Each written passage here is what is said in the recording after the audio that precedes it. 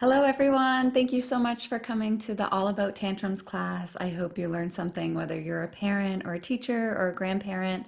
I love to make sure that people have a lot of great information that they can use to help them understand children and also be more empathetic and just be ready to work with children. Some of you I know, some of you I don't, so I'll go ahead and introduce myself. My name is Rachel Mayetta.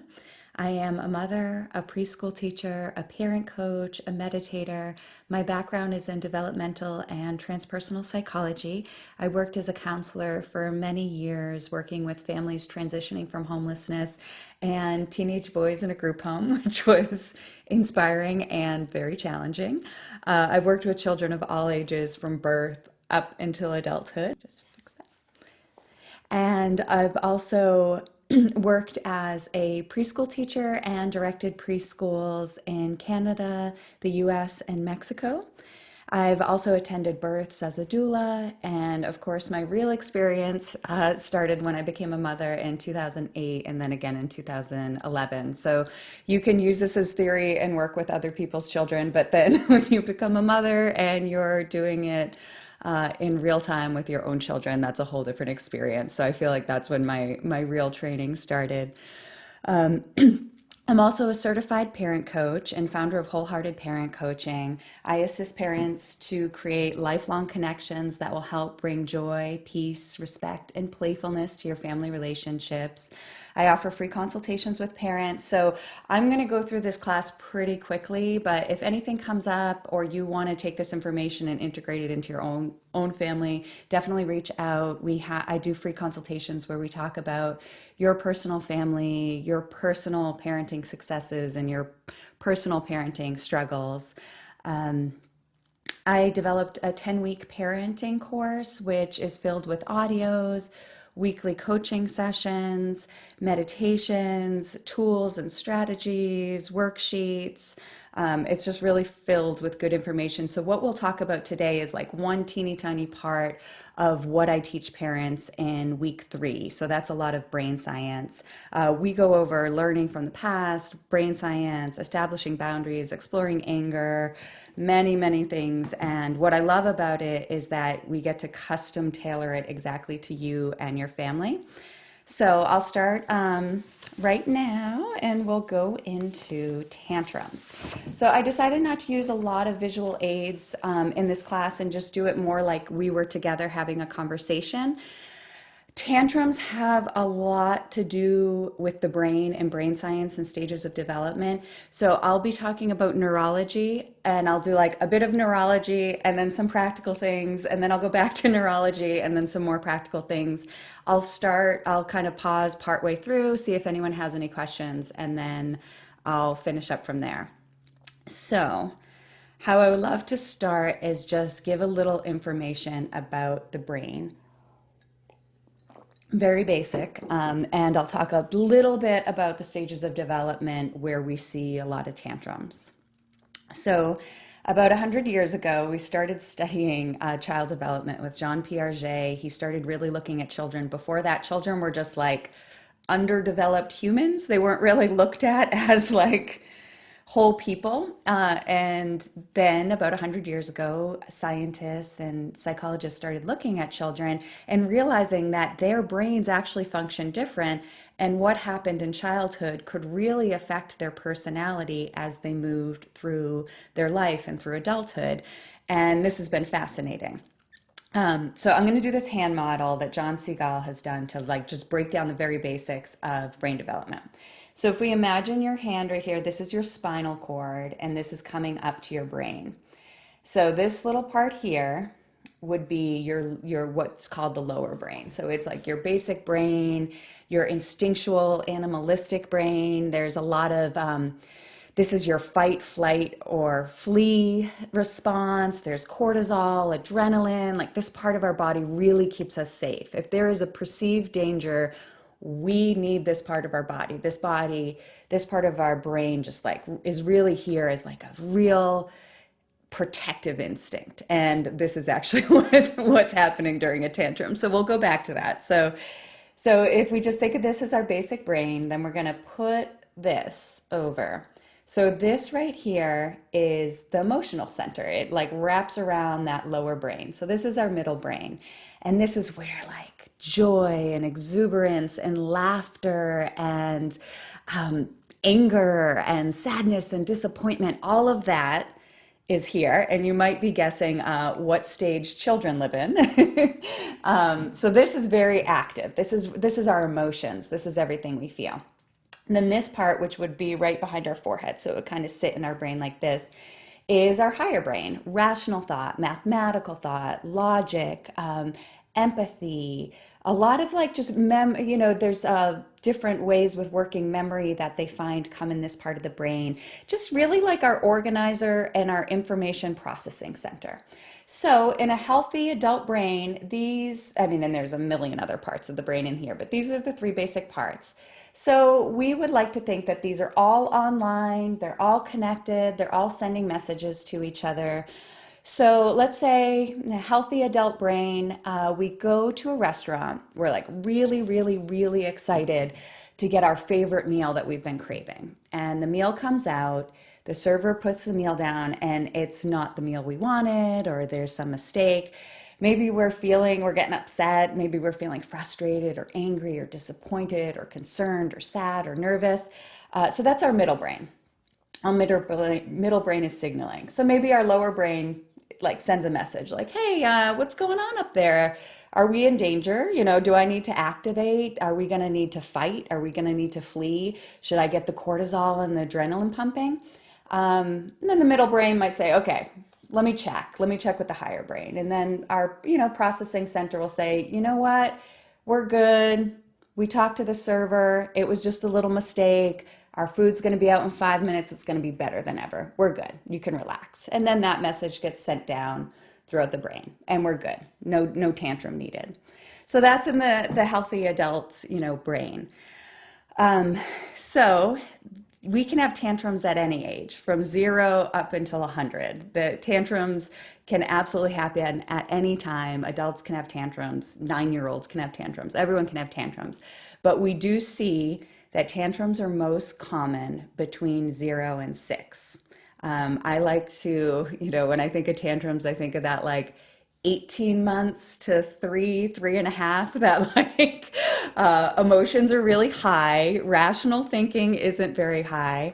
So that's a time that we see them. And then another time that we see a lot of tantrums are actually adolescents in the teenage years. The tantrums might look slightly different, but that's also another time that sometimes rational thinking isn't the first thinking we go to. So I'm just going to describe a little bit about the reasons why, and then we'll go on to some more practical things. So this nice part of our brain, our processing center, that actually doesn't start developing until we're about 7 or 8 years old. That doesn't mean that a 3-year-old can't be rational or empathetic or mathematical. They can, but the actual real development of it doesn't start until then. So it might be slightly developed, but maybe the connection isn't there. It's not the dominant part of the brain. Rational thinking isn't the dominant part of the brain in like a toddler. So around 7 or 8, that starts developing and the connections become stronger, and it develops all the way into our early 20s. So it's like a long process to develop. I will also mention that when we're born, we have 100 billion neurons. And by the age of 3, we have 500 trillion connections between our 100 billion neurons. So that is way more than adults. Adults end up shedding some of that, and then the adult might have like 80 to 85 billion. So this is just helpful, like next time you're with like a small child having a tantrum, you might remember that. So they have more neurons than we do, and they have more connections in their neurons than we do as an adult. So that might lead to, and they don't have the processing center to actually process that information. So when you think of like maybe a 2-year-old, they actually taste bitter food is more bitter, lights are brighter, colors are brighter. And they're just learning this all for the first time. So their lives are like, they're on ultra. They have a lot going on. They're witnessing the world in a different way than we are as adults, and they have no way to really store and process that information. So it's kind of really intense for them. So that's toddlers and what's going on in their brain during that time. And then again, of course, an 8-year-old can have a tantrum too. But then the other stage of development where we see a lot is teenage years. So teenagers at the age of 12, we start pruning some of those neurons. We start shedding the things maybe we don't need, like maybe we don't need to know all the presidents of the United States or all the, capitals. And so we start shedding information and we keep the connections that are really important to us. So our brains have less going on in some ways than a toddler. Then than a toddler. So with the teenagers, they do have a prefrontal cortex. They do have that higher brain. But what happens at around 12 is that this emotional center of your brain starts firing like a lot. So you might remember when you were a teenager, maybe there was the music, if you hear music from when you were a teenager, like it might feel really good. Things tend to be much more intense for a teenager. So it would be like being in a room and there's two songs on the radio, two songs are playing. So maybe there's like a nice, rational, calm song and it's playing at a volume of about 25. So that's your prefrontal cortex as a teenager. And then the other song is like intense and emotional and it's playing at a volume of 75. So you, as a teenager, you can access that rational part of your brain, but to be able to really do that, you have to kind of silence this like intense emotional part of your brain that's firing at like 75 and this rational is at like 25. So that's why in that stage you may also see more tantrums too. Is just not that you lose your rational thought, but your emotional center just starts like your amygdala, it just starts pumping and pumping. Okay, so I know not everyone loves brain science as much as I do, so I will go on to some of the practical things. So that just helps you understand when we go back to what actually is happening in the brain during a tantrum, you can remember this idea of the lower, the middle, and the higher brain. So why do we have tantrums? When do we see them most? And I'd say the biggest one is, of course, when our needs aren't getting met. When I start seeing a child getting in that stage, I'm like, okay, are they hungry? Are they tired? I cover like are they cold? Are they hot? Are they, the very, very basic needs. It's like, I feel like being a parent or a teacher is almost like taking out your magnifying glass and being like a little bit of a detective. So I just look at the scenery, and I start with the very physical, tired, hungry, cold, hot, overwhelmed, emotional, like did something just happen? Have we been to too many stores? Are the lights too bright? Like what can happen? So those are kind of situational things, and those are like, I just go through that mental checklist right away. Like, oh wow, I didn't even realize it's 11:30 and we have not had a snack. Usually toddlers need to eat every 2 hours. So that's something, that's almost automatically. I run a preschool and they're actually like so regulated so that's 3 to 5 year olds. We have to feed them every 2.5 hours. That's like in our licensing agreement that we give them some kind of nourishment every 2.5 hours. So, I mean, those are just the very basics of like food, sleep, water, overheating. Another time you see a lot of tantrums is when you're on the cusp of a developmental stage. So I'm going to throw out ages, but these are like so fluid because every child develops at a different age. But maybe you have a 1-year-old that's just about to walk and they have like the mental thought, like they know how great it's going to be. They know that they're about to really come to this like new stage of development and it's going to be amazing. So they want to see that, but they can't physically get there. There's like some, their muscles aren't working. They don't have the balance. They don't have the equilibrium to actually do it. But they do have the mental awareness that they're just about to do it, and that's extremely frustrating. I had a 3-year-old that he tantrumed so much. We used to just call it like the exorcism because he would have these like huge releases of frustration. And he was really highly detailed. He's a very organized and intellectual child, but he really didn't have the verbal ability to speak. We ended up taking him to speech therapy, but he was just a kid that was more delayed in his physical ability to speak. And he was so angry and so frustrated. We saw tantrums all the time. And then we realized when he did have the verbal and the physical ability to speak, he was so specific. He really wanted his sandwich in a certain way, and he wanted his toys and his action figures in a certain way, and his water in a certain cup. And he was really detailed in that thought, but he just couldn't express it. And that was extremely frustrating. You might see it like with school, like maybe you have a child that's in 3rd grade and they are really amazing at music, and they're maybe the fastest runner in the class, and they're great at reading, but they just don't they don't have a mathematical brain. And maybe all the other friends in their class are excelling at multiplication and division, and that's just not clicking in their brain. Little things like this where they're just about to get it. When puberty comes and they're right in that about to start dating, but it's, they're in between, like, am I a kid or am I a teenager? And they're kind of fluxing between the both of the stages. That can be frustrating because they're like almost there, but they're not. Their body isn't aligned with where their mind might be. Or it could be opposite with puberty. Maybe they're developing quite quickly, but their mind still just like wants to play Barbies and action figures, but they're developing physically towards adulthood.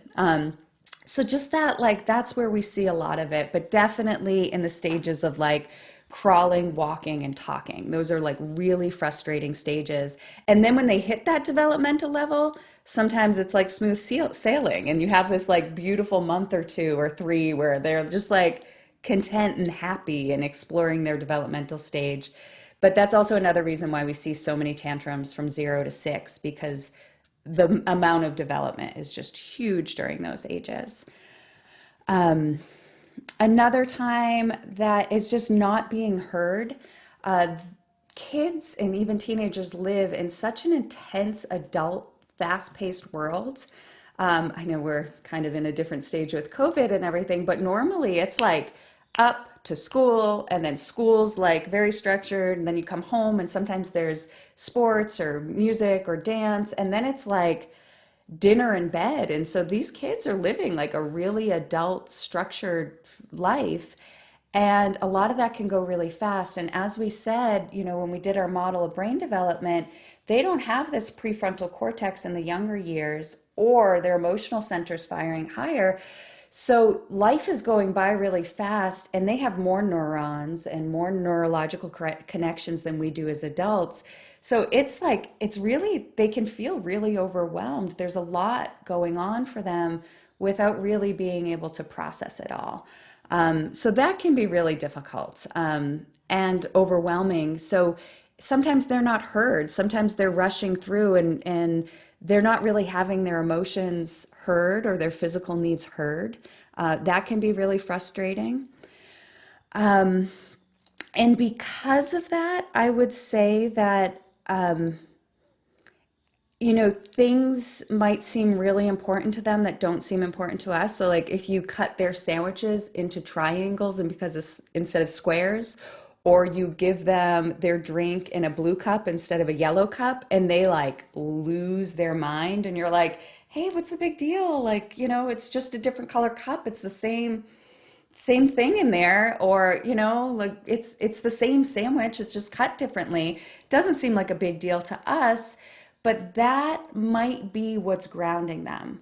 So maybe they're in this world that is like so overwhelming, they don't have any control over what's going on, they have all these neurons and no way to process it, And maybe that blue cup is what was regular in their life. Maybe that having their sandwiches cut in squares is what was making them like, okay, life is wild, but I get my sandwiches cut in squares, and that's what's keeping me calm.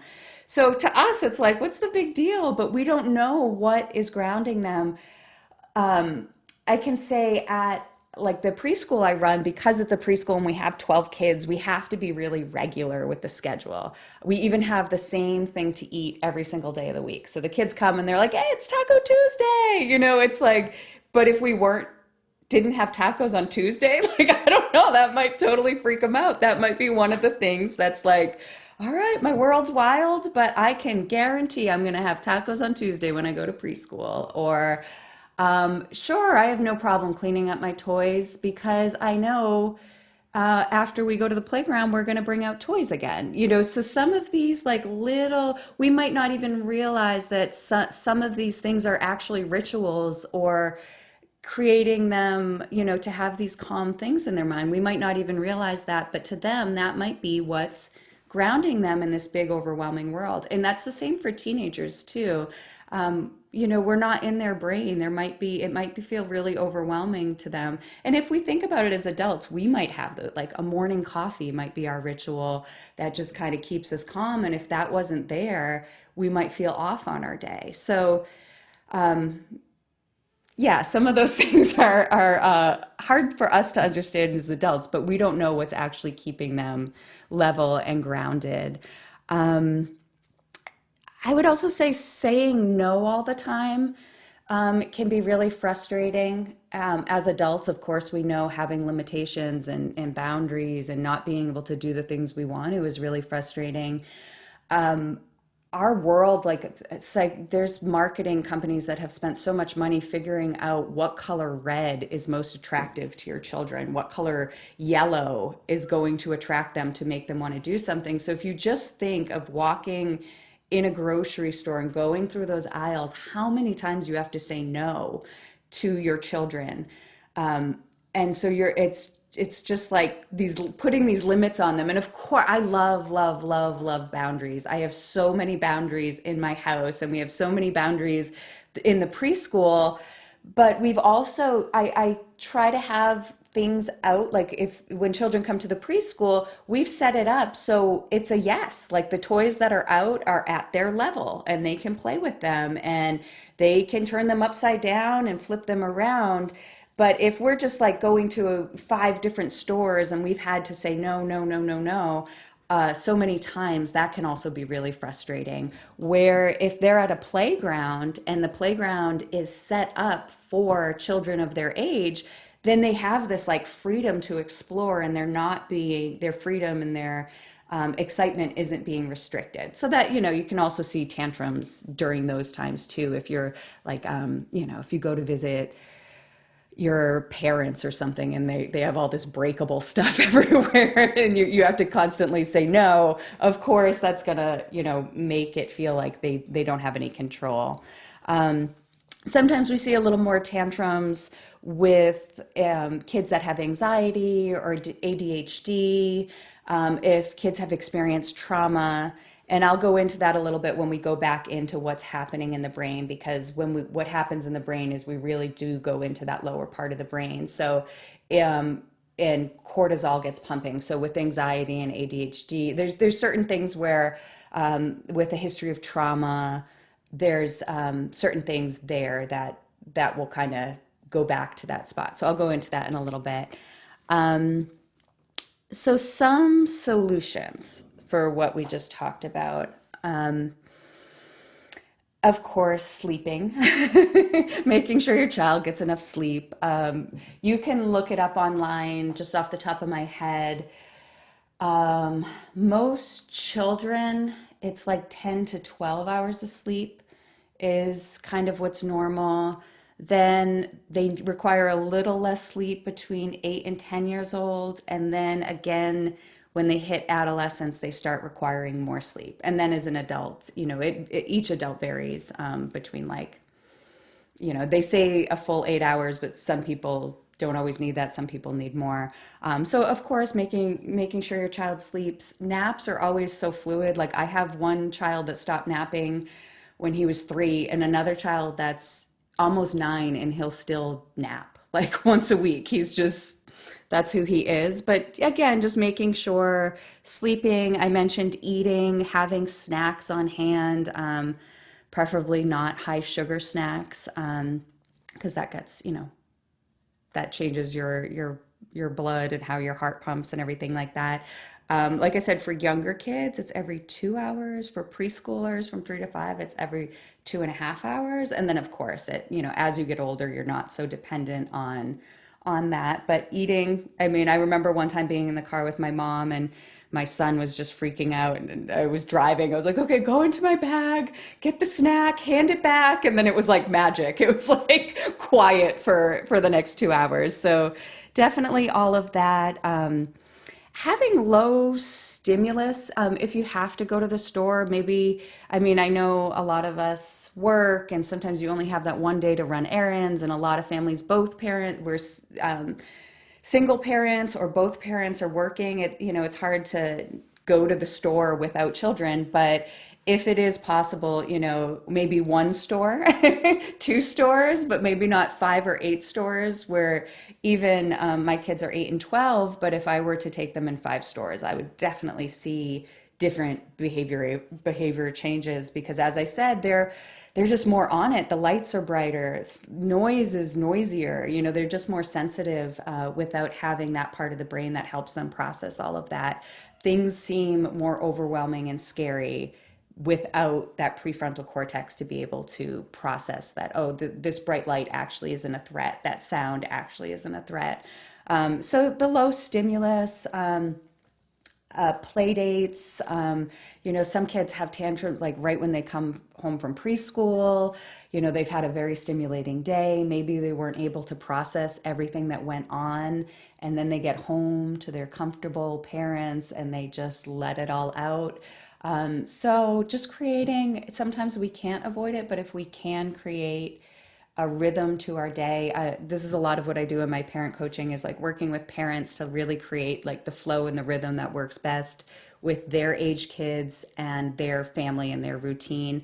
I work from home a lot, and definitely during COVID, it's difficult, but we set it up where I read to my kids in the morning, so they get this like undivided one-on-one attention during the day, like right in the morning. And that seems to like help them calm them and ground them. I meditate every morning, so we also kind of create these really slow mornings. We even try to do it, when we're running off to school, get up early enough so we kind of have some connection and some slow time in the morning before running out the door. And I find sometimes they're less needy for attention, and less overwhelmed if they have that morning of just phones away, undivided, eye contact, connection. We do it through books. That tends to be a good way for me and the children. Another way can definitely be creating a rhythm in the house. So that's sort of what I was talking about. If kids, because of their brain development, they don't have that prefrontal cortex, they feel really, really overwhelmed. So finding those things that can really just give them rhythm.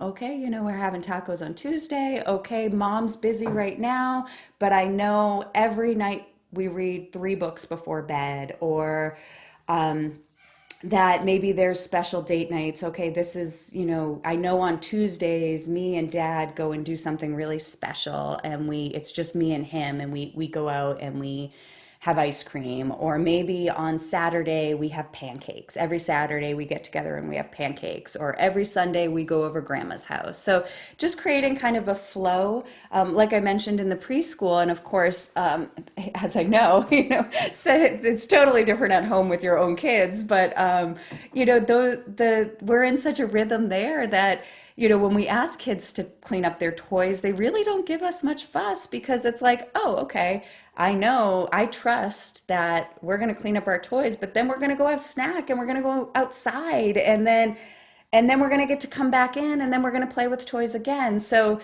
the more, because they don't have that prefrontal cortex to help them organize from day to day, that really, really can help them. That just those grounding rituals of, oh, it's Saturday, we get the whole family gets together and has pancakes, and then we go on a walk.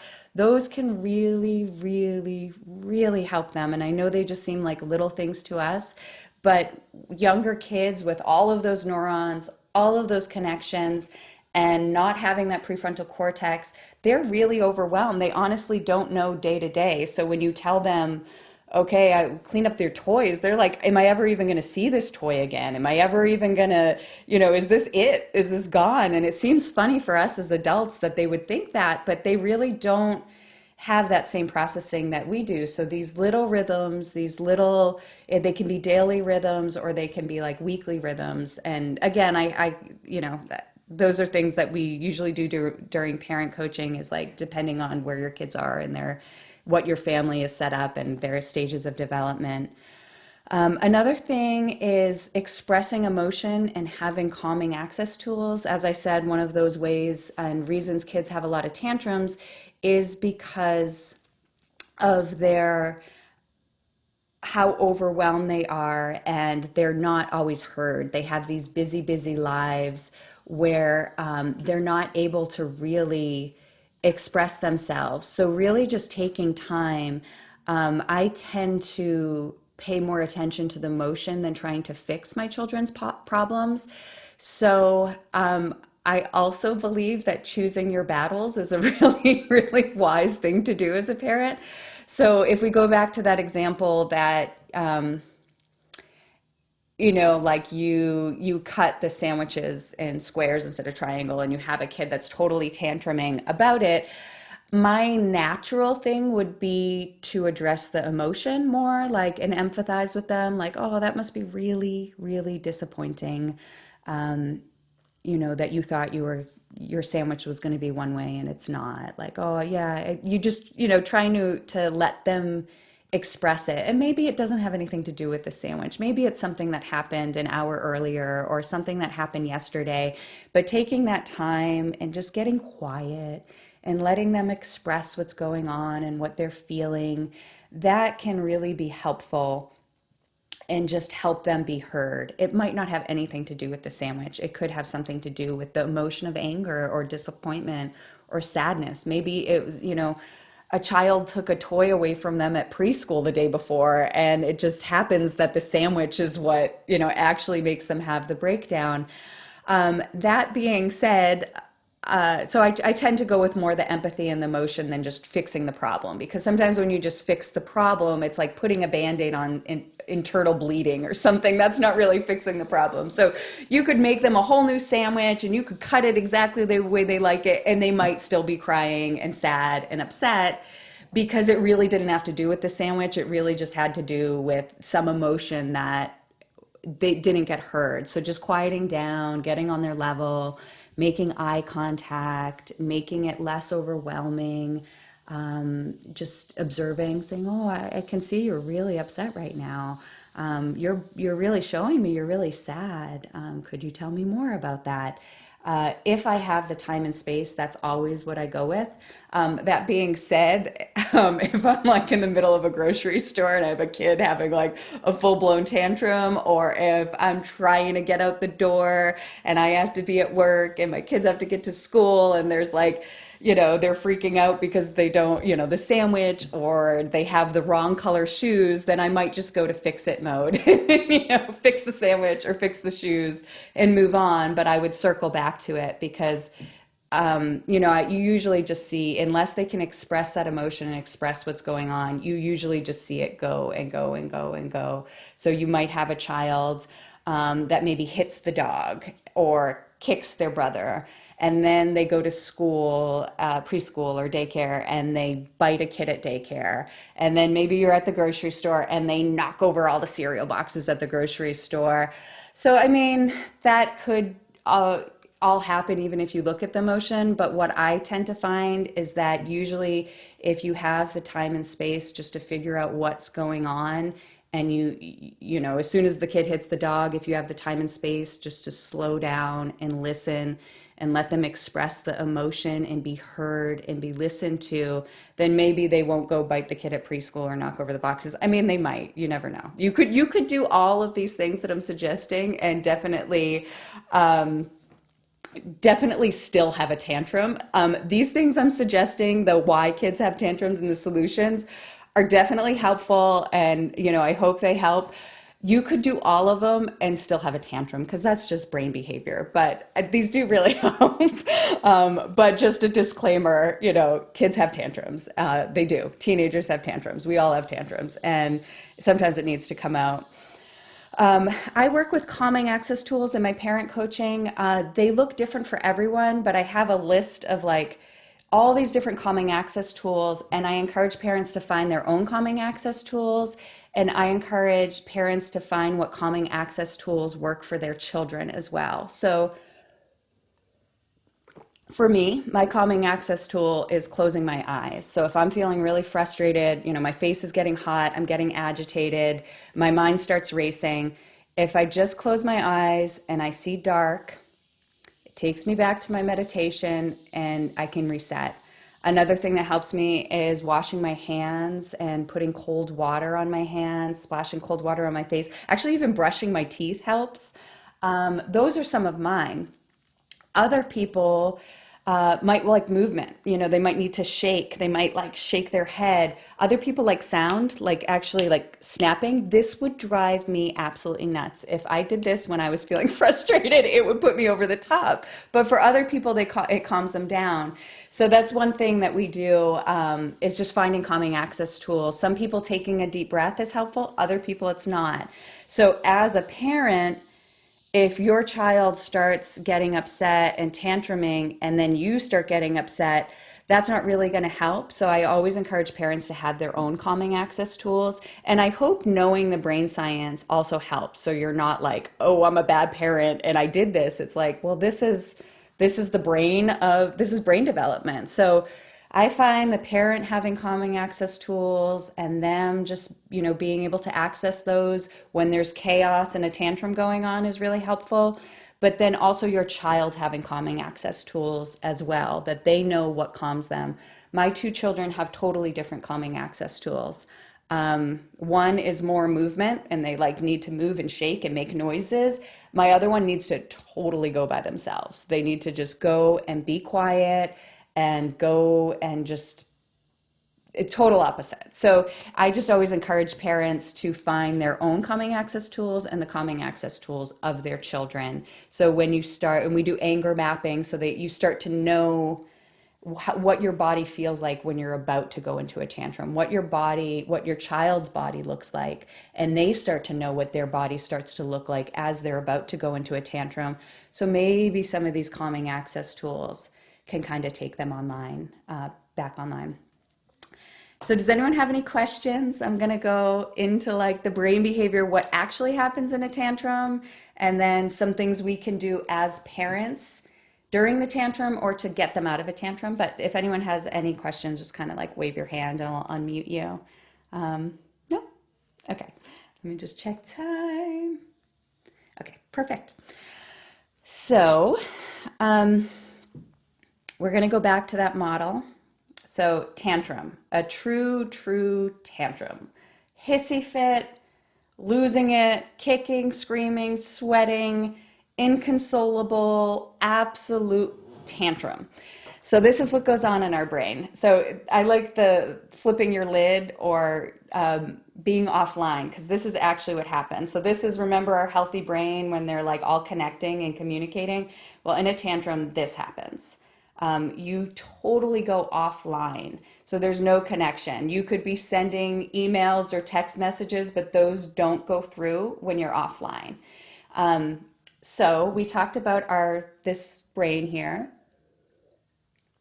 our lower brain. So our lower brain keeps us safe. It's what does fight, flight, or freeze. So if you think of like a deer in headlights, so something comes and you just freeze. You know there's danger and you don't know what to do. So some kids just go off. Not all tantrums look like kicking and screaming. Sometimes they just disconnect. So that would be the freeze. Sometimes they fight, which is what I think of as a tantrum. So a threat, think of an animal. A threat is coming to that animal, and that animal is going to fight with everything it has to stop that threat from coming and stay safe. And then the other one is to flee. So like I mentioned, I have a child who he flees. If he's getting to that point, he just goes. So you also, I'm sure, have seen kids that just run. They run out of the park, they run into the road. It's so dangerous. I would much rather have a kid tantruming, kicking, and screaming than a kid who's just going to run. But everyone expresses it different. So what happens is our body feels we've threatened. We've gotten to the point of overwhelm where we just go offline. The emotion got so high, there's no connection to rational thought. And again, with teenagers, like I said, that emotional center is so much higher than the rational that they can also go offline. So, what would happen if you were really in true danger would be that cortisol, which is considered the stress hormone, starts pumping. It just starts going and going. And that activates our adrenal glands. And it actually depresses our other systems. So it depresses our digestion. It depresses our immune system. It depresses everything else, just kind of shuts off. And then cortisol goes up and our adrenal glands go up. And that's what would give us the strength to get out of that danger. So when you have a teenager or a 2-year-old or whoever that's tantruming, they have gotten so overwhelmed in their brain that they actually perceive the world as a threat. So you could be saying the best things, the most loving, nurturing, most rational things, but they're offline. Like that message isn't actually connecting to this part of their brain. They are in the very basic fear, trauma response of the brain. So that's really what's happening. Of course, tantrums are totally normal. They happen. There's theories that you can actually be addicted to the cortisol because it is a chemical reaction in our body. So there has been some research with like adults in different stages of development seeking out stressful situations. So they go into a trauma and a cortisol response because it does, just like oxytocin or any other hormone or chemical reaction in our body, it does create a response, and you can be addicted to different chemicals in your body, even if they're natural.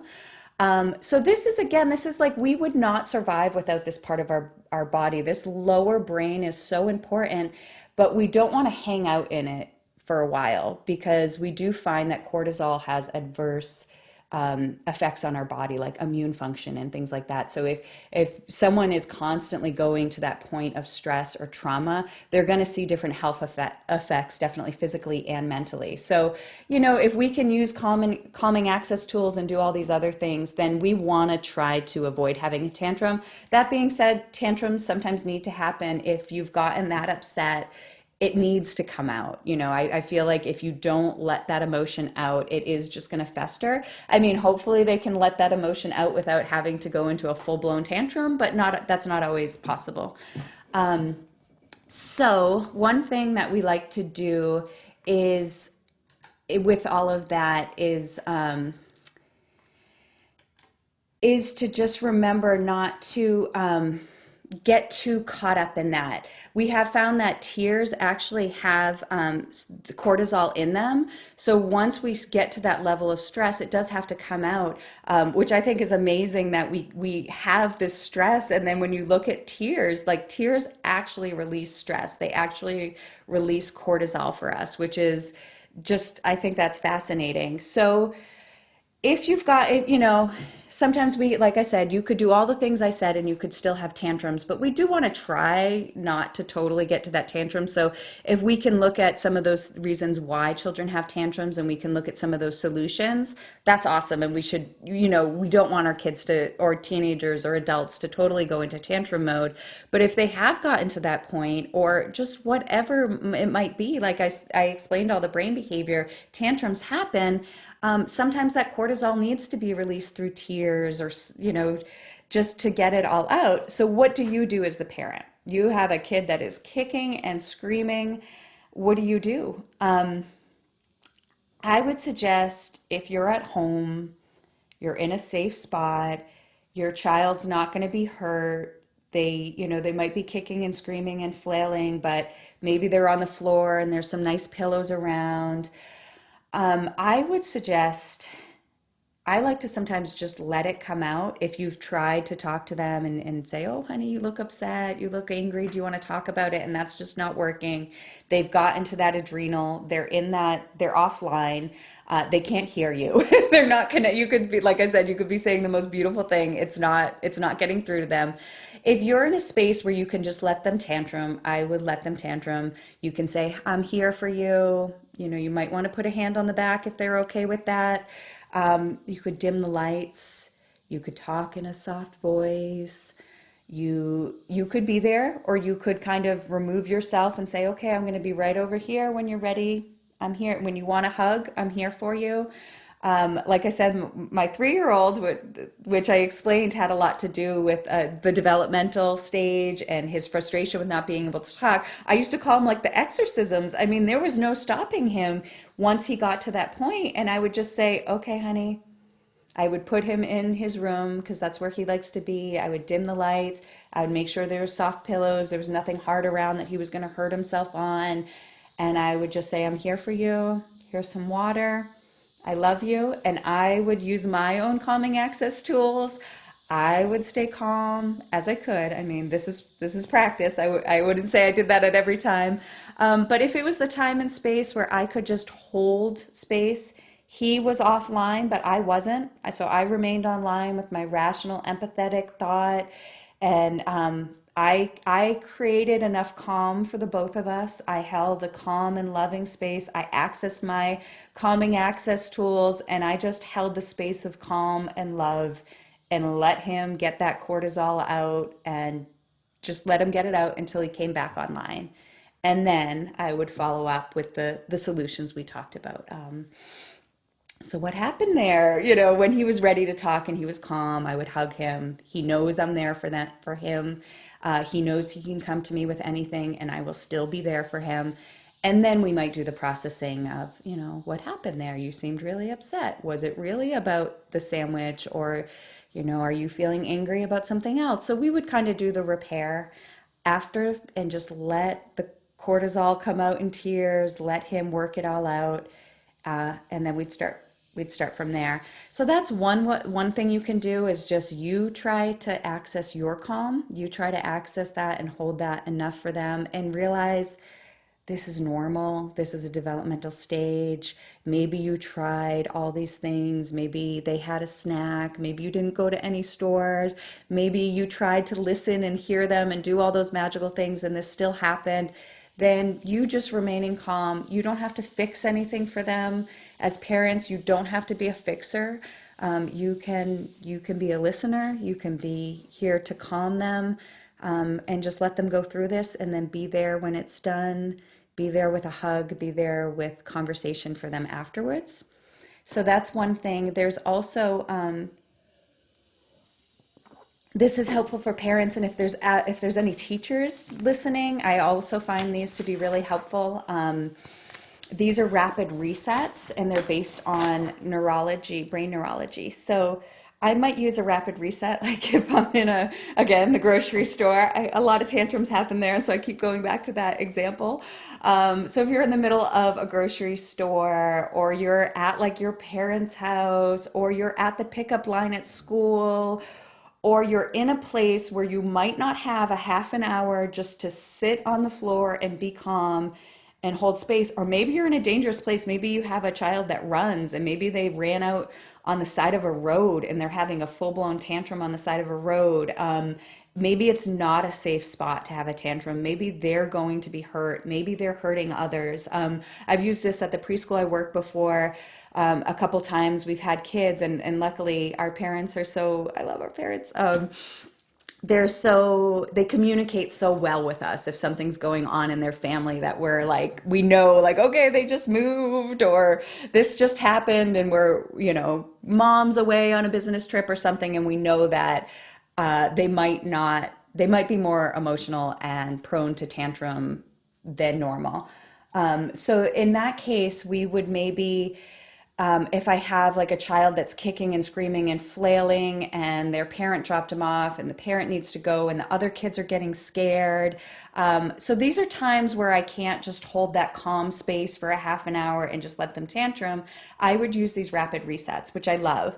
My darling best friend of like 30 years, with her daughter, she always said this thing that clicked with me. And she said, when she would be tantruming or getting close to a tantrum, she would say, "Oh, she's out of her body. She needs to come back into her body." So maybe she had too much sugar, or she socialized too much, or they went to too many stores, or whatever might be happening. She would say, "Oh, she's out of her body," that is what's happening when you're in that tantrum and your brain is offline. You're not connected. You are no longer connected. So you are out of your body. So these rapid resets were researched, and they're ways that a lot of school systems use, but you can also use them at home to get your child back in their body. And they're based on physical things. So if your child is in trauma, they think they're in danger, and you can get them to focus on something physical, then they can kind of come back and be like, "Oh, look, I am at preschool. I'm with Miss Rachel, who loves me, and I'm at preschool, which is completely safe." You kind of get them back in their body and they realize they're not actually in trauma. They realize they are with people who love them and that they are safe. So some of these, there's a lot of them, but the one that I find works really well is having them take a sip of water. So you would want this water to be really cold or warm, obviously not hot, because if you try to give hot water to a tantruming child, they're going to get burned. So I always go with cold. If I have ice cubes, I'll put ice cubes in. So if you can get them to, which most likely if they're tantruming, they usually do want some water. You could even like put some ice, if not if they were like in danger of choking. But the sensation of the cold or the warm brings them back. And then you would follow up and you would say, "Does that taste cold or hot? Can you feel that in your mouth? Here, take another sip. Can you feel that cold water go all the way down to your belly? Can you feel it in your stomach right now? What about your throat? Here, take another sip. Can you feel that coldness in your throat?" And this is the one that I find like it's like they're back in their body. And because when they're tantruming, like they don't see school, they don't see their loving teacher, they don't see their loving mom, they don't see their room. They are literally offline. They are in a full blown trauma response. So if you can get them back to be like, "Hi, it's me, I love you and you're safe." This one works really, really well. I have had kids that were just upset and like fully just flailing, and then they're like, "Oh, it's you. Okay, okay, yeah, I'm back." And then they talk about it and we go on with our day. Another one might be to scan the room. I have some kids that if I see them start to do this and I can see they're kind of getting like out of their body and they're about to like spin off into another universe, then I might use this scanning. So I might say, "Could you look around the room and find 5 red things?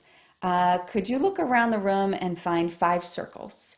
Could you look around the room and, or just stop and listen and let me know 4 things that you can hear?" And then that kind of slows them down. "Oh, I hear a bird. Oh, is that a truck I hear way off?" Again, it just gets them back into their body. Are there 2 things that you smell right now? You can do, what are 2 feel? Can you feel the carpet on your feet right now? So those are some things that just, again, get them back into their body. I love Osborne books have these books that are a little bit like Where's Waldo, but for younger that are simpler. So like, if a kid's in a tantrum, you're not going to ask them where's Waldo and give them a Where's Waldo book. But there's some great books that have like it might be in the garden and then it might say find 5 worms or find 6 herrings, and it's this beautiful photo, but it's easier to spot. I might have the child sit down if I see they're starting to get anxious, and I might give them one of those. And then that again might just ground them. It takes their mind off whatever they're perceiving as overwhelming, takes them down. That's a great thing. Play-Doh. The Play-Doh is like, I think it's absolute magic as long as it doesn't end up in the carpet or on a couch. But Play-Doh sensations, I'm a very tactile person. That really helps me a lot.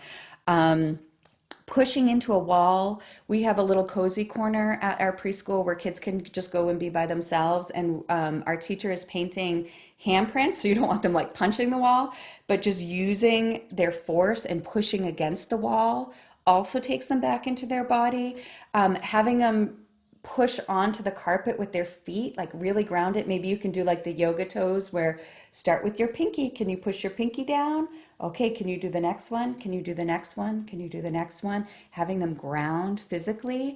Another one, some schools actually have a backpack for these things, and they might have a backpack that's slightly heavy, and they might ask them to carry that backpack across the room, or they might ask them to wear that backpack.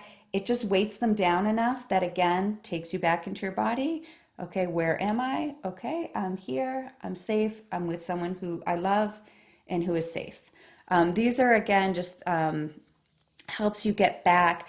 Rhythm. Rhythm is one, like you don't want to overwhelm them, but maybe like tap twice, clap.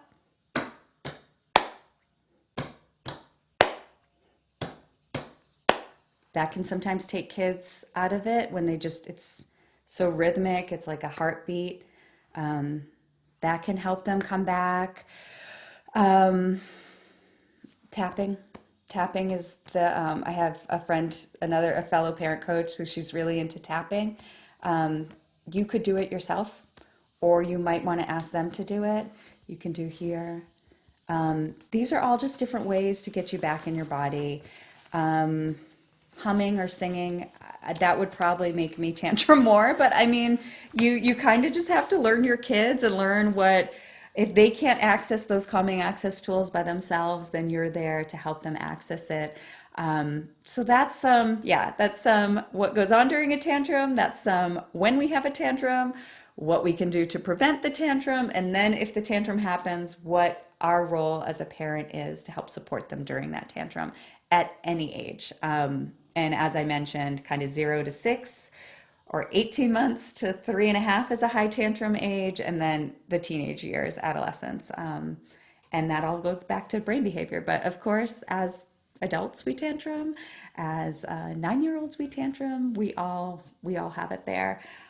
So that's the class. We have a few minutes though. If anyone has any questions, feel free to ask me. Let me just see you guys. If you have any questions, just kind of wave. If not, we can end there. I did record this, so anyone who is registered for the class, I'll email you this recording. There was a lot of people I know that couldn't make it today, but I told them to register anyways, and I would send the recording. So reach out if you have any comments about the class, if there's something I didn't cover, if you have a specific question about your child, absolutely reach out to me.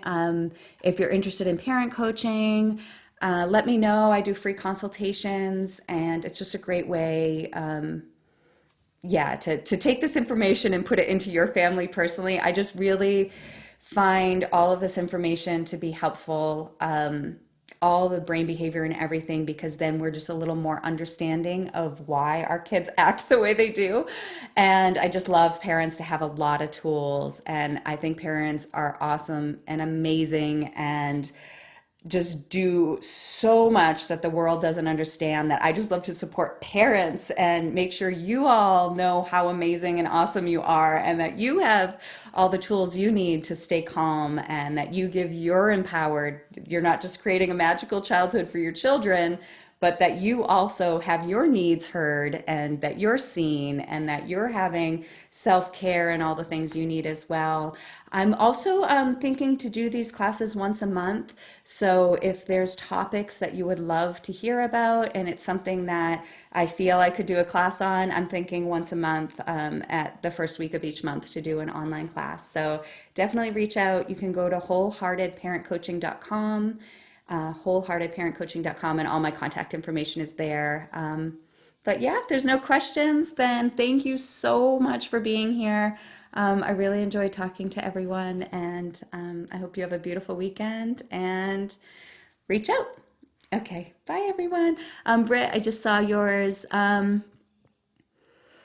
Recommend others too. Yeah, I'm gonna. This was recorded via Zoom, so everyone that's registered, I have their emails and I'll automatically send it out to them. Yes, definitely. If someone wants to, I'll have to. My husband's my web designer. I don't think there's an expiration date on the registration link. So I could just leave that up for another week. So if you have any friends that want to do it, I'm also happy if you just forward the email on to them too. I just want parents to have good information out there. I think that's all, but have a great weekend. And you guys are great. You're beautiful. You're doing it. Thanks for attending. And yeah, have a great weekend. Bye.